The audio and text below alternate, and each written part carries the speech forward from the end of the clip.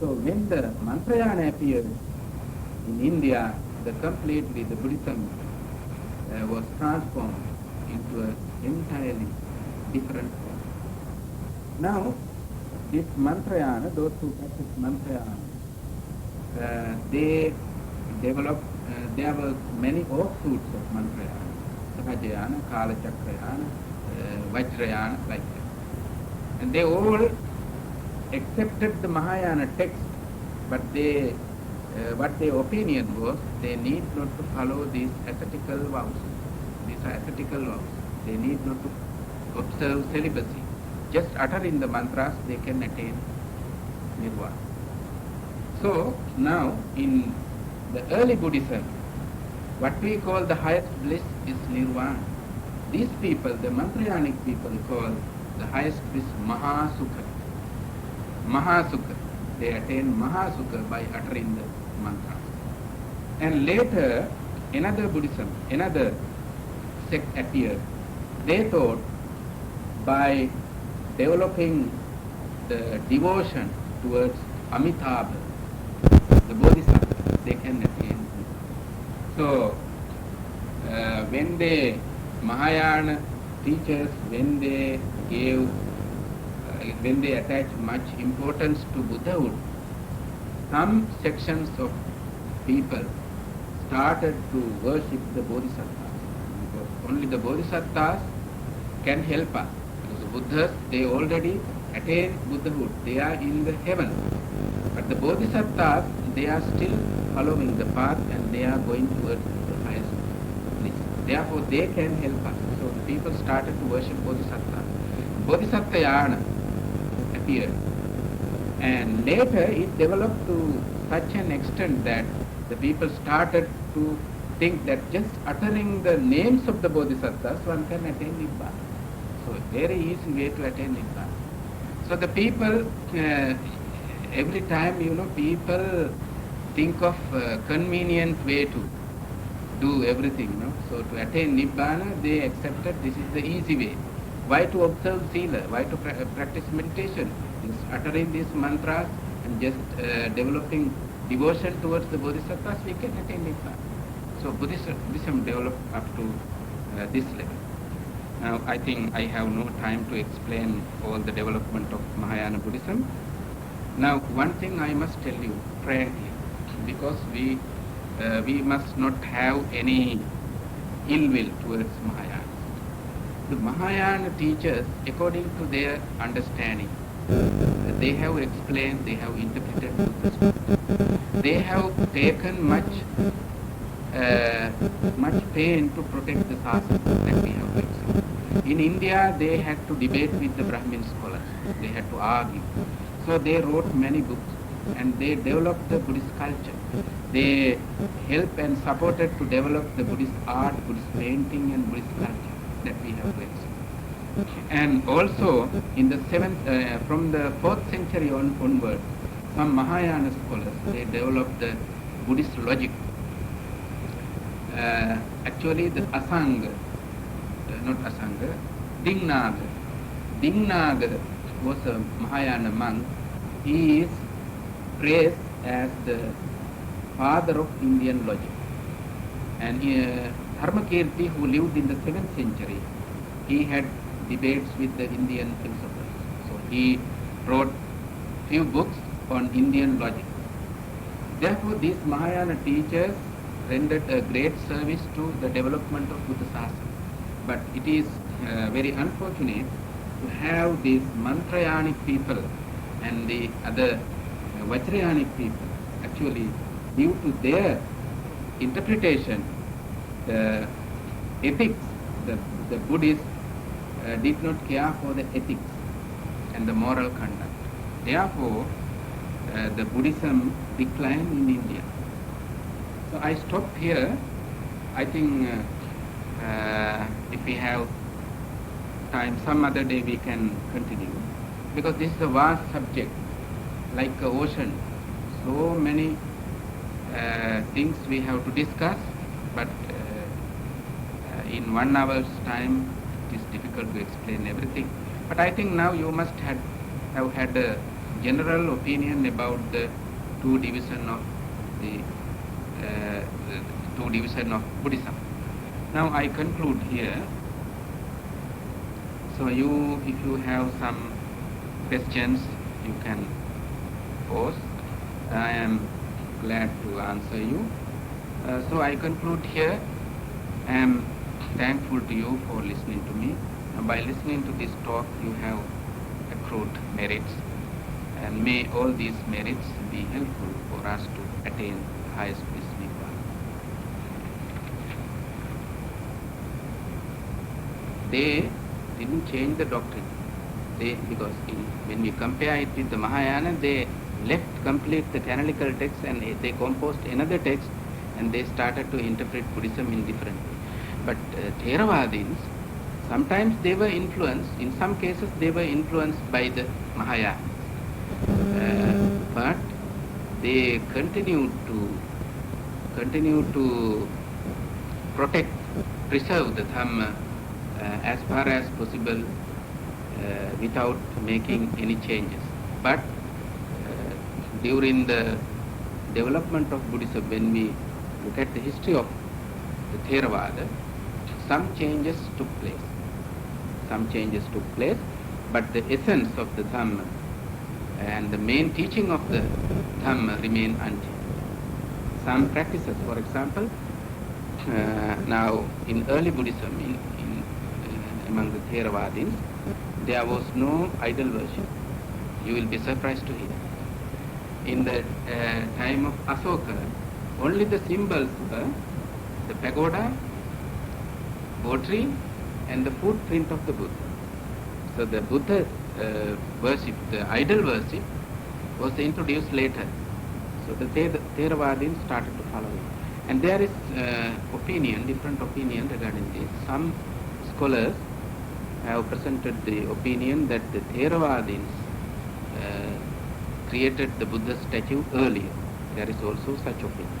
But in my opinion, because for the first time in the history of Buddhism, the Sarvastivadins were responsible for creating a Buddha statue, so far as my knowledge is concerned. And these Buddha pujas, these ceremonies, everything came to Theravada. Actually, you will be surprised to hear, if you look at the history, for the first time, this tooth trailing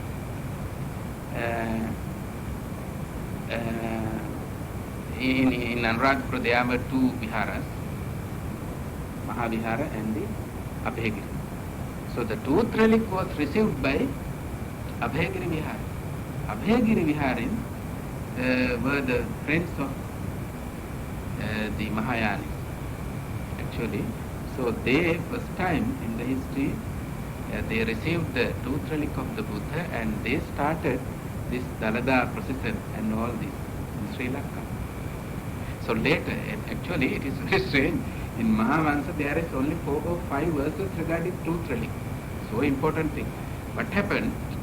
At the beginning, they did not worship these things at the early stage. But it is not wrong, because they worship pagoda. But they popularized, the Mahayanis popularized this cult. So later when it was popularized, what happened? Now if there are 2 temples here, in one temple there is a ceremony. If it is popularized, many people will go there. And here the supporters of this temple also suggest, let us have organized this sort of ceremony. Then here also we have to organize same type of ceremony. So in this way, Theravadins were influenced by the Mahayanis. But they didn't go to that extent, because they were very strict in the Vinaya rules. They didn't change the Vinaya rules. That is very important. Therefore, up to now, we are having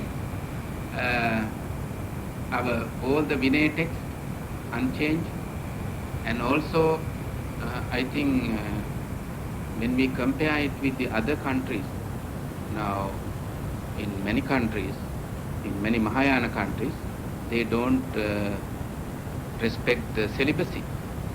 See, there are some monks in some sects, they marry.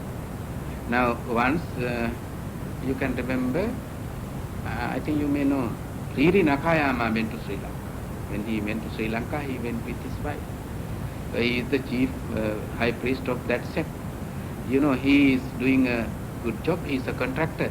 If somebody dies in that area, he undertakes the funeral rites with embalming and all these things.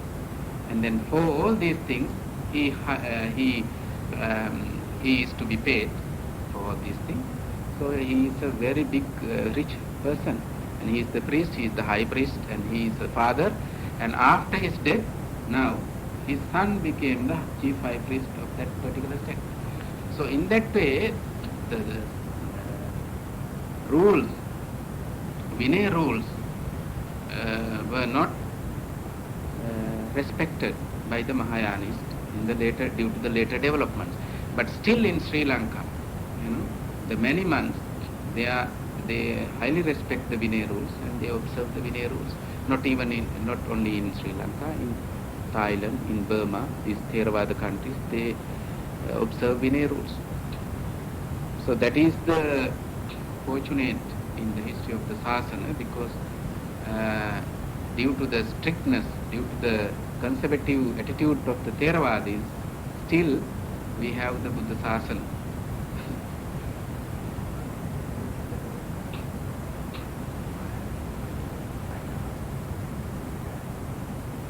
Actually,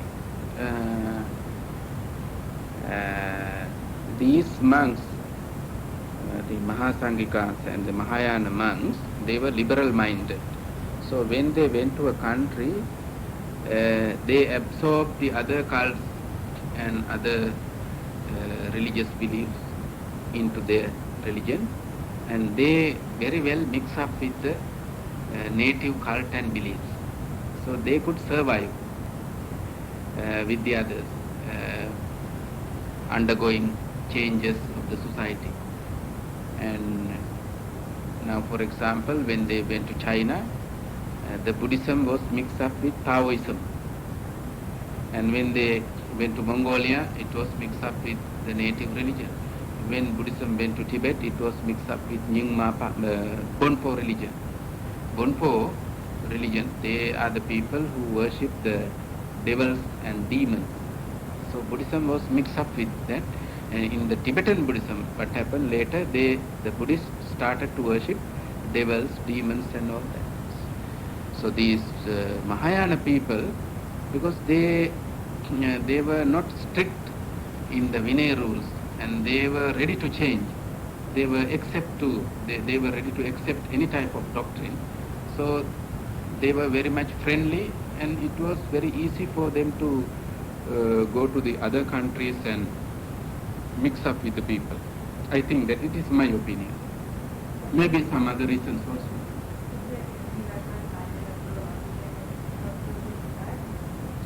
And now in Sri Lanka,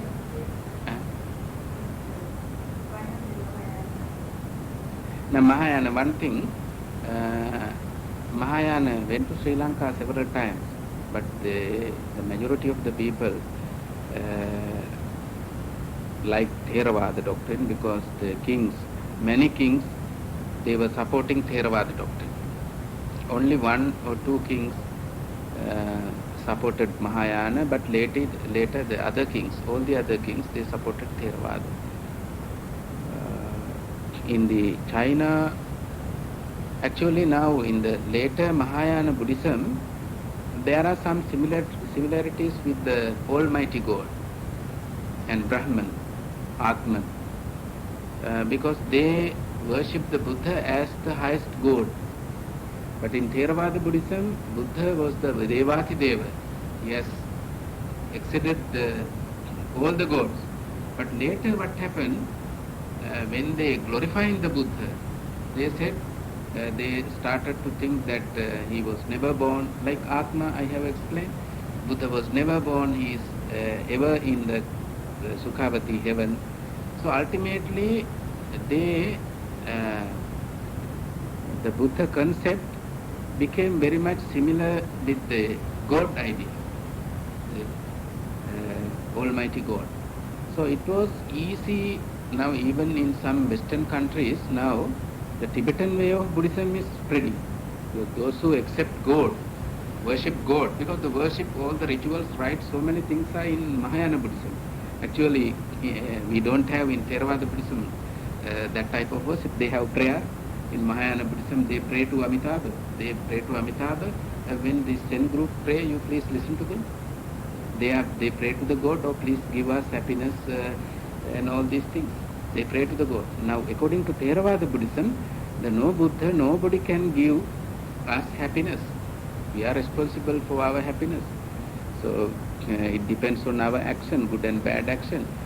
But Mahayana people, they believe when we pray to Amitabha, when we pray to Avalokiteswara, Konyin Pusha in Chinese, so they will give us happiness, worldly happiness. So it is very much, in a sense, very much similar to God, because the majority of the world, the people in the world believe in God, no? Except Buddhism and some small religious groups.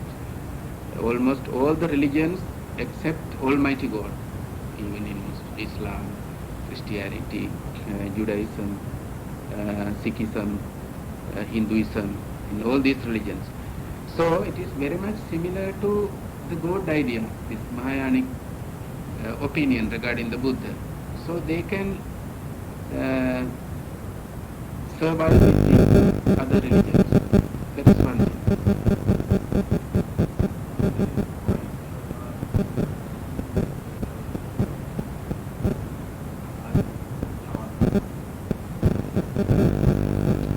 Tibet, Korea, Mongolia, Vietnam, China, Japan, two Koreas, Japan, China, two China, Taiwan, and in Russia also there is one country, Burya, Russian Mongolia, Chinese Mongolia, Indonesia.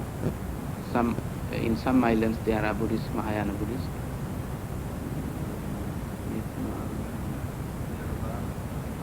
Theravada Buddhists are also in many countries, but mainly in these three countries, Sri Lanka, Thailand and Burma. I think in Cambodia also there are some Theravadis.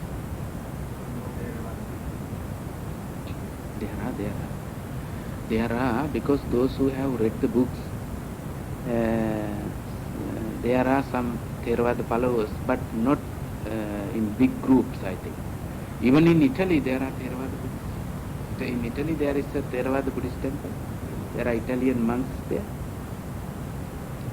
Everywhere there are Theravadis, but in small groups. Even in France, England there are many.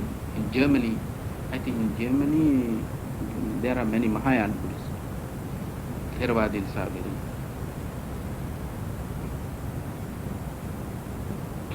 Yeah. Sarvastivadins? Yeah. No. Sarvastivadins in the early history, they flourished in India in the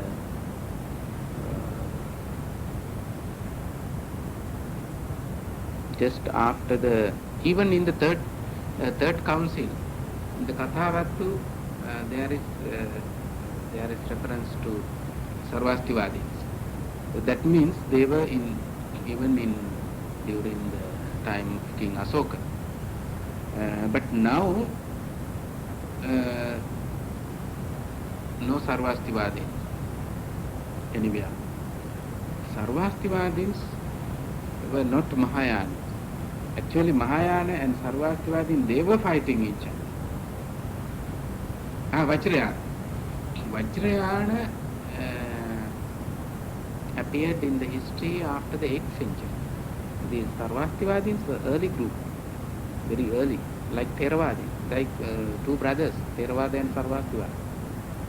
Vajrayana appeared on the basis of Mahayana, because it's a later Mahayana development. Sarv Vajrayana. It's a difficult question to answer. Actually, Mahayana, in a sense, yes, you can say like that, because the Vajrayanic people accepted all the Mahayana 9 texts. So they respected those 9 Navadharma, the 9 texts. But there, they rejected the ethical code. They rejected observing of precepts, Vinaya rules. They were the people who said that no meaning of observing this ethical code, celibacy and all that. The Vajrayana came later, Mantrayana first and Vajrayana later. The Vajrayana, their aim is to realize the Vajra. So the Mantrayana people's aim is to realize the Mahasukha. The Vajrayanic people aim is to realize the Vajra. That's why they call Vajrayana. Vajra means diamond, it's unbreakable thing, because that is the highest bliss according to their interpretation. So the Vajrayanic people also had in their mind that mandalas, mantras and dharanis. Actually they, one mantra I can tell, Vajrayana. Om Mani Padme Hum. Om Mani Padme Hum. By uttering this mantra, they think that they can attain Nibbana, not the Vajra. That is the highest bliss according to Vajrayanas. They don't believe in the observance of rule. Right? They just by uttering the mantras, they can realize the truth. So they, to some extent, they were materialists. They advised the people to enjoy the life as much as possible, and only utter the mantras and try to attain it. So this has gone to Theravada Buddhism in the later period. After at the end of the Jayamangala Gatha, there is one saying, dangerous saying. Etapi Buddha Jayamangala Atta Gatha Yo Vachako Dina Dini Sarate Matan Nibbana Neka Vividhani Chupaddavani Mukham Sukham Adhikameya Narosapati. If somebody utters this 8 Jayamangala verses day by day, he can avoid all the dangers in the life and he can attain Nibbana. So, secretly it has gone into this, but nobody speak about it. No, it is good to say it, but the thing is that by uttering that you cannot attain Nibbana. No, because nobody can object, because without knowing the... No, I am not criticizing it. I have no objection to uttering this Jayamangala Gatha. It is good. But what is at the end of the Gatha, uttering this Jayamangala, one can attain Nibbana, is entirely wrong, according to... Yes. No, nobody understands. Nobody, because one has to go through the historical development of Buddhism, from which these ideas have come in Theravada. That is why to have a real understanding of Buddhism, one has to study the both branches. That is why, because it is in Pali, the monks think that what is in Pali, they are all belong to Theravada. Yes. Because the Pali is the Theravada language. Funny? Yeah? Chanting started at the time of the Buddha. Yes. Chanting, the word I don't know, it is correct. The Buddha, at the time of the Buddha, the monks, when Venerable Mahakassapa became ill, the Buddha went there, and Buddha first time recited the Bojjhanga. Sattabojja. And Buddha asked the monks to recite Karaniyametta Sutta when they were disturbed by some spirits. So the chanting was there at the time of the chant. I don't know what you mean by chanting, this sort of ceremonial chanting. I think this developed in the later stage. But at the time of the Buddha, they recited these sutras. Even Venerable Ananda, early in the morning, he used to recite some sutras, and one lady, one Priyankara Mata, one hungry ghost woman, with her son, they listened to the recitation of Venerable Ananda, it is in the Theravada literature. And also the Buddha, once Buddha became ill, at that time Chunda, attendant was Chunda, Buddha asked Chunda to recite Sattabojjhanga. It is in the Samyutta Nikaya, Chunda Thera Bojjhanga. So there was chanting, but now when we compare it with the present day chanting, we can see some developments. Because now even among the Theravadins we have various type of chanting. Generally, this different type of chanting, I think, were highly influenced by the Vedic, what do you call this, Veda Gita, Veda Gayana chanting, special way of chanting the Veda hymns. Because Buddhism, Hinduism flourished in one country, so they were influenced by each other. Now, in the chanting ceremony, we organize in ceremonial way, but the seed was in the time of the Buddha. It has developed.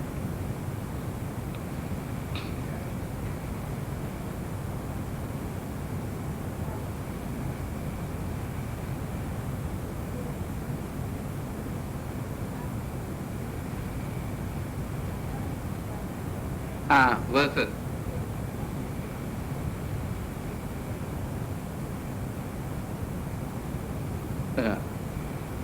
The verses in the Pali Canon.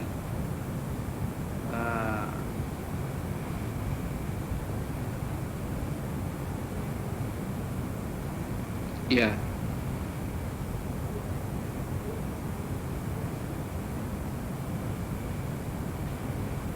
Yeah.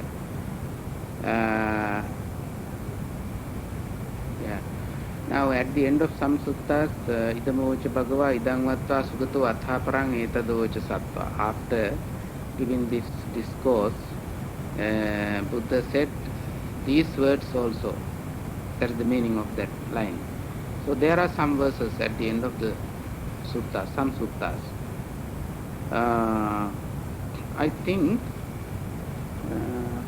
because sometimes now after the attainment of the Bodhi, he uttered Udana.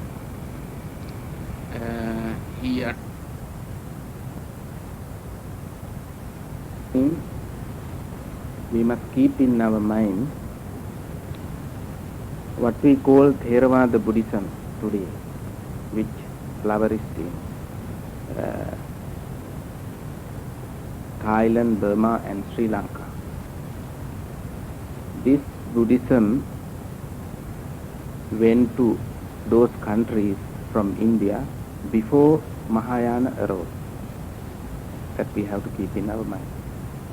Because at the time of King Dharmasoka, the many missionary monks went to those countries. So that original Pali Buddhism went to those countries before Mahayana Buddhism arose. Mahayana Buddhism actually arose in India in the 1st century AC. I have explained you in the beginning of my early talk, the Mahasangikas who separated from the main body.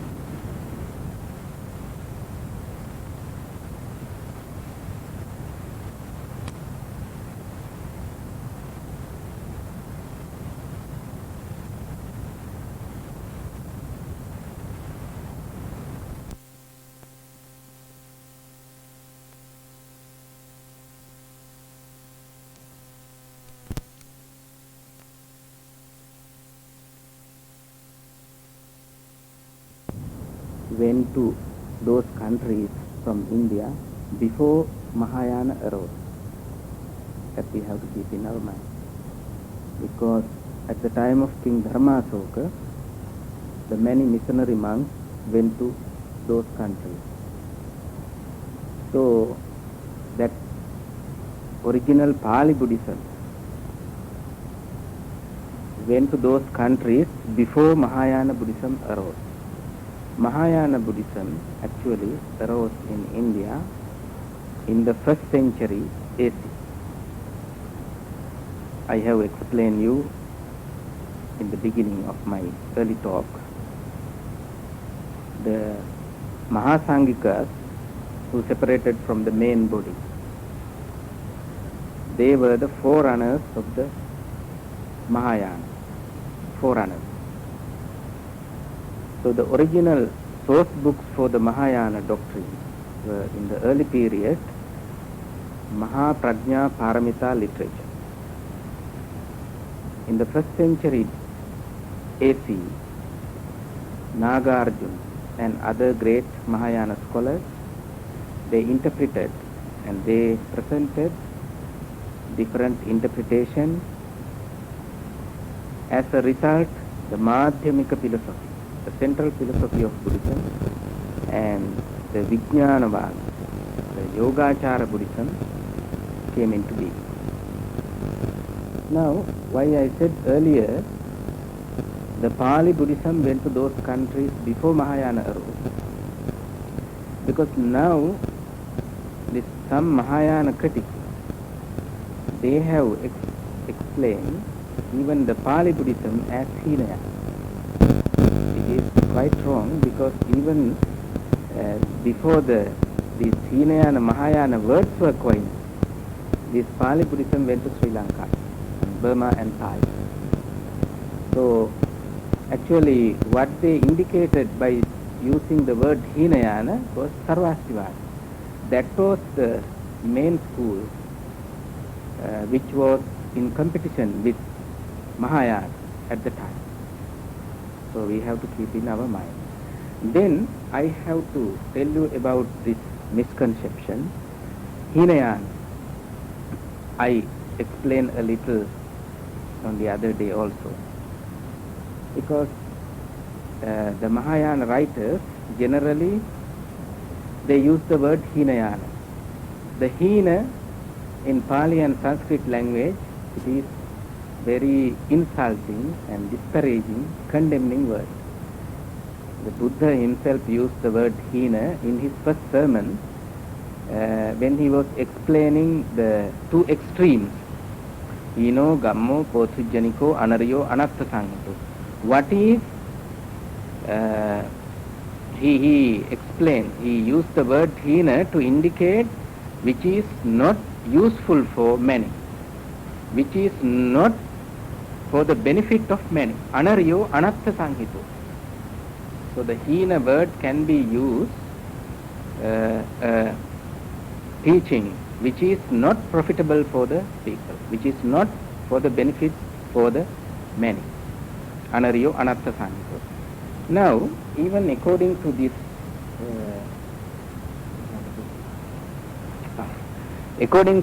Mahayana original text, you see, this is the one of the major Mahayana sutras. The original sutras were in Sanskrit. So I have read several times in original language, Sanskrit. It is very interesting when we read in the original language, but this is the translation from the Chinese. Later these books were translated into Chinese from Sanskrit. Now the one gentleman has translated from Chinese into English. So this is the Lotus Sutra. Here it is mentioned that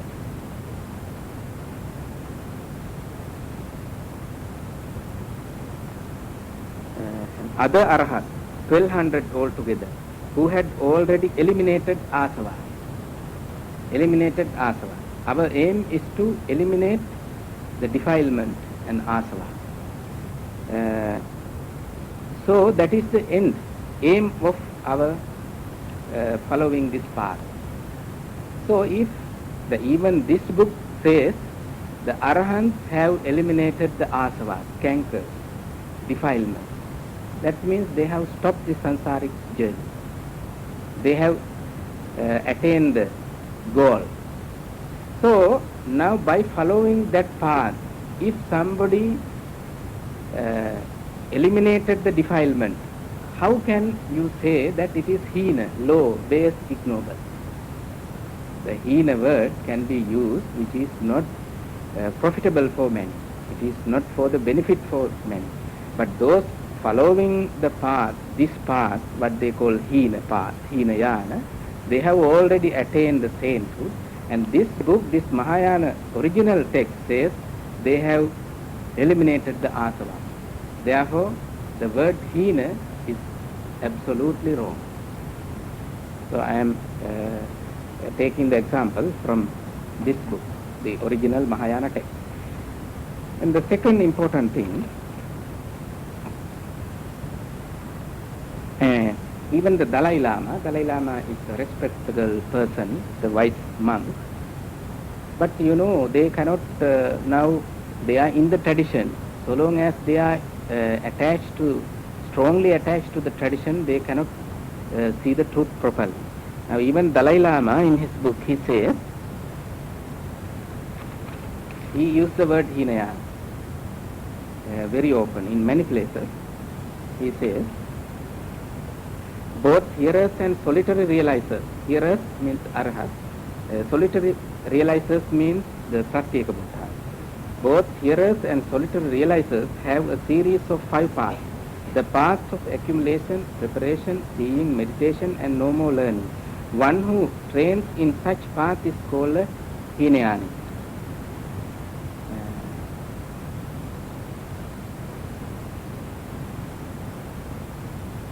So he explained, in order to attain either of these liberations, one must rely on a path.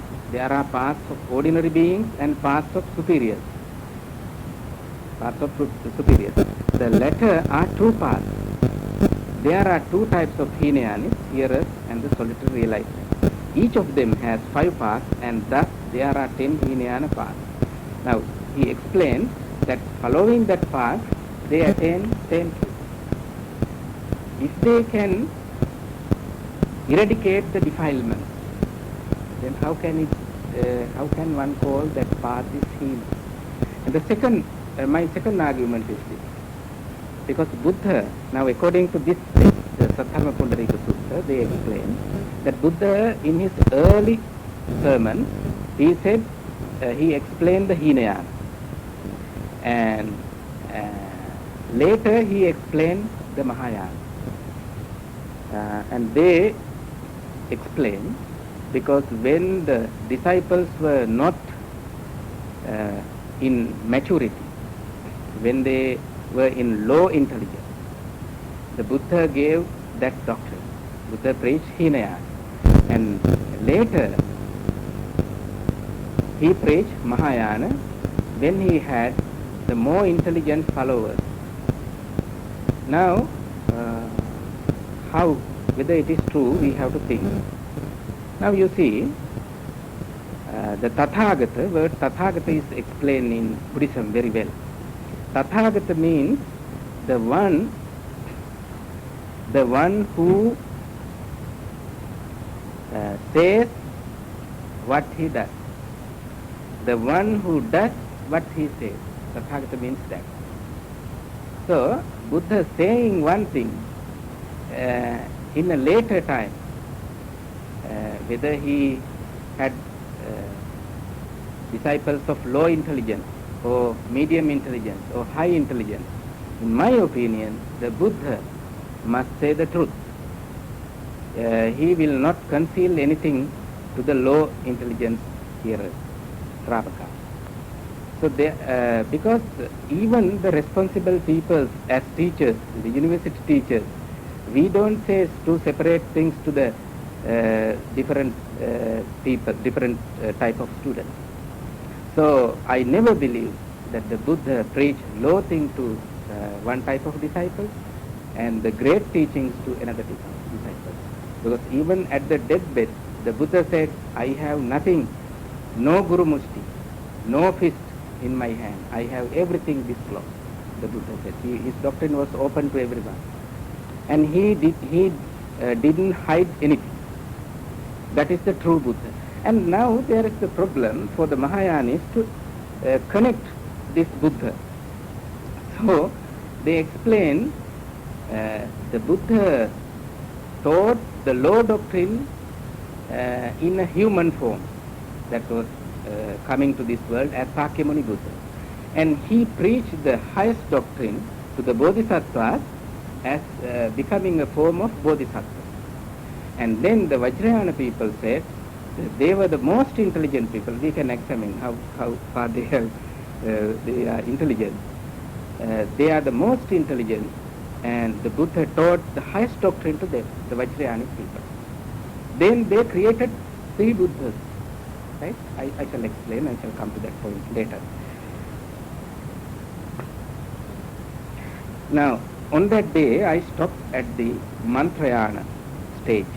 Mantrayana is the later development of Buddhism. Now, now we have to understand very clearly difference between Mahayana and Mantrayana. Don't mix up these 2 yanas. Now first, we call Theravada, they use the word Hinayana. What is in Pali? In Pali canon, they explain as Hinayana. Now, what is in Sanskrit, and especially in the 9 books, Navadharmas, like Sadharma Pundarika Sutta, Lankavatara Sutta, Divyavadana, Lalita Vistara, etc. That is Mahayana doctrine. And the language is Sanskrit. And when we come to the 8th century, we come across the special yana called Vajrayana. Now, the Mahayana, they laid much emphasis to Bodhisattva. How it happened? They thought the only yana is the Buddha yana, the great yana is the Buddha yana. Becoming a Buddha, one can save others. That we also accept. We also have Bodhisattvas. You see, even, I am sorry to tell you this private matter, even my father, he aspired to become a Buddha. He was also a Bodhisattva. So we also have Bodhisattvas. Then we don't neglect the Buddha Bodhi. As Theravadins, we accept the Arahant, Satyaka Buddha and Buddha. These 3 Bodhi we accept and we respect. But they laid much importance to the Buddha, becoming Buddha and saving others. That is the aim of the Mahayana. Therefore, they started to respect Buddha much. And that is not the point. Because we also respect the Buddha. We also try to become the Buddha. Even in Sri Lankan history, you may see the many kings, they have been explained as Bodhisattvas. Bodhisattvas. You know, in Sri Lanka, in the Tooth Palace, there is a very high officer called Diyavadana Nilami. There are 3 persons who are having the keys of the tooth reliquary. The one is the chief high priest of the Mallaka chapter, the chief high priest of the Askiriya chapter, the other one is the Diyavadana Nilami. You know, all the other servants address him as Buddhu. That means, may you become the Buddha. So in our Theravada tradition, we have much respect for the Buddha. And not only that, those who wrote poems And Jataka stories, those who composed stories, those who versified the Jataka story, at the end of the text, they have mentioned Mamada Buduemba Lautura. By the meritorious deeds of this composing, may I be the Buddha in future. They have aspired like that. So therefore, the aspiration of Buddha, becoming Buddha, is in Theravada Buddhism. Now, in the later development, what happened, they started to worship the Bodhisattvas, because they had an idea, the Buddha come to this world, they save some people, and later they attain Nibbana, the finish. But the Bodhisattvas, they don't become Buddha. They will remain as Bodhisattvas to save the people. That is the idea later developed in India. So therefore they started to worship Bodhisattvas. And the Mahayana was called Bodhisattvayana, right, in the later period. But these Bodhisattvas, they also followed this ethical code, Sila, moral conduct, Samadhi, concentration, and the Prajna, insight meditation, Samatha meditation and insight meditation. They followed this threefold path. But what happened in the later stage, the disciple of the Bodhisattvas, they started to think that it is better to follow the Bodhisattva's doctrine and Bodhisattva's path. Then another book was written called Bodhisattva Pitaka and Bodhisattva Vinaya. Now, you had better keep in your mind, these Mahayana, great Mahayana teachers like Nagarjuna, Asanga, Vasubandhu, they followed the Theravada discipline. That's very important. Theravada discipline. That what they call Hinayana discipline, they followed. Okay? But later, when the people started to worship the Bodhisattvas, they gave up that ethical code. They created another discipline called Bodhisattva Vinaya. That is also good. Now, these Mahayana teachers, they, due to their different interpretations, the Nagarjuna introduced the Madhyamika philosophy, the central philosophy of Buddhism. Asanga and Vasubandhu, those teachers introduced the Yogachara Buddhism, which they are called Vijnanavadi. So they are very highly educated, highly learned, great teachers, no doubt about that. And what happened now, you see, it is very strange. Now, when Buddhism went to Sri Lanka, Buddhism remained unchanged, even some changes took place very slowly. Because the majority were Buddhists, there was no challenge from any other religious community in Sri Lanka. But in India, they had to face the challenge of the Hindus, right? When they had debate with the Hindus, Nyaya philosophers, Sankhya philosophers, Yoga philosophers, Vedanta philosophers, every time they criticized each other. Then these great Mahayana teachers, they interpreted the Dhamma in different ways to adapt the situation.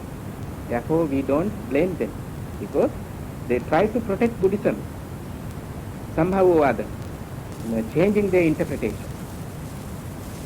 So they have done it for the sake of protection of the Sasana, that we have to accept.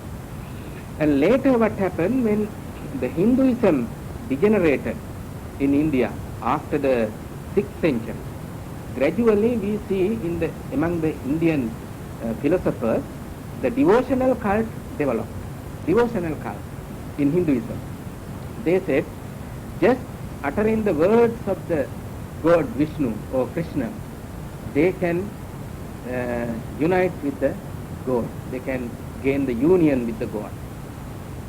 And they composed many devotional songs with some musical instruments. When they chant these devotional songs, they can attain the union of God. Okay? So with this background, we have to look at the mantraya.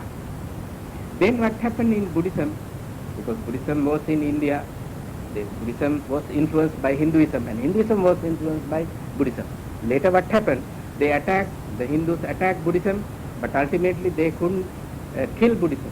Then what happened? They embraced Buddhism. How? Because they included the Buddha in their 10 avatar incarnations. They introduced the Buddha as the one of the 10 avatars. In this way, they embraced the Buddhism. And in the same way, when these people, the followers, live in one community, when they live in one society, every time they mix. Then what happened? Buddhism was highly influenced by this devotional cult. Then, even in Buddhism, the people started to think that it is very difficult to observe sila, to practice sila, samadhi. It is very difficult to meditate. It is austerity. These ascetical practices cannot be practiced easily. Therefore, let we also go to Nibbana following the easy method. So the devotional cult came into Buddhism. Then the Buddhists started to recite the names of the Buddha, the various type of Bodhisattvas names, the Vairochana Buddha, Amitabha Buddha, Manjushri Buddha, Avalokitesvara Bodhisattva. So many Bodhisattvas and Buddhas came into being. Now I'll show you a very good example in Hinduism. In the later stage, they started to utter the words of the Vishnu, God Vishnu. There's 100 words of the 100 names of the God Vishnu. You know, I had an uncle, he was an astrologer, and he knew Sanskrit very well, and he healed the people by using some mantras. You know, when I was learning Sanskrit language under my uncle at the age of 8, I started to study Sanskrit. Sanskrit is like my second mother tongue. So, I understood he is uttering the name of the God Vishnu. Because when somebody has to start a journey, a different name of the God Vishnu. Jalamadhye Varahancha Parvati Raghunandana. When one has to climb a mountain, he has to mention the name Raghunandana. Jalamadhye Varahancha. When he is in the middle of water, Varaha. He has to remember. He has to utter the word of God Vishnu. They are the names. There are thousands of names. So these influence in Buddhism. Then the people started to utter the names of the Bodhisattvas and Buddhas. By mere uttering these words, they thought they can attain the highest peace. So we have to study the historical background and how it developed, Buddhism developed. Now, what happened when in the Tantric Buddhism, in the Tantric Hinduism, Hindu-Tantric religion, when these ideas developed, it influenced in Buddhism also. So I explained on the other day the Panchamakaras. You can read. You kindly please this book. I'll show you the page, because this book contains many articles written by great scholars on Buddhism. Here, this scholar has explained the Panchamakaras, how Panchamakaras were included in Buddhism. Panchamakaras means the 5 words starting from Ma. Matsya is Madhya is wine, Matsya is fish, Mansa flesh, Mudra is women, Maithuna sexual intercourse. These 5 things were introduced to Buddhism. So practicing these 5, they can attain the highest bliss. So you can understand how the Buddhism was corrupted. Therefore, some Buddhist scholars explain this Tantrayana Buddhism, the Vajrayana Buddhism, contributed not to the development of Buddhism, but the degeneration of Buddhism. I am not telling these things. You please read the historians, the Buddhist historians, and in this book there is an article written by a Japanese scholar. He was the professor of Mahayana Buddhism. He has mentioned here about